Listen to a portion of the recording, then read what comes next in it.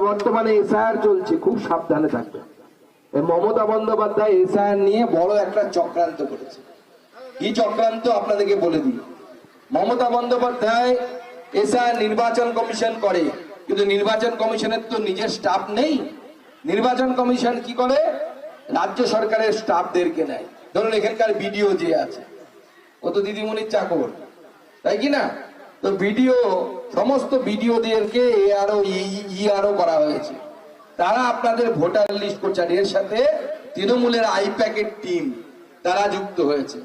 এদের টার্গেট কি হয়েছে? এদেরকে টার্গেট দেওয়া হয়েছে প্রতি বুথ থেকে 10 জন 15 জন হিন্দুর নাম কেটে বাদ দিয়ে দেবে না, এমনি বাদ দিয়ে দেবে। কারণ নির্বাচন কমিশন তো এদেরকে দিয়ে কাজ করাচ্ছে। যেন আপনারা বিজেপির কর্মীরা, বিজেপির যারা সাপোর্টার আছেন, তারা সবাই সজাগ থাকবেন। একটা হিন্দুর নামও বাদ দেওয়া যাবে না। এবং ভারতবর্ষে হিন্দুর নাম যদি বাদ চলে যায়, তাহলে ভারতবর্ষ থাকবে না।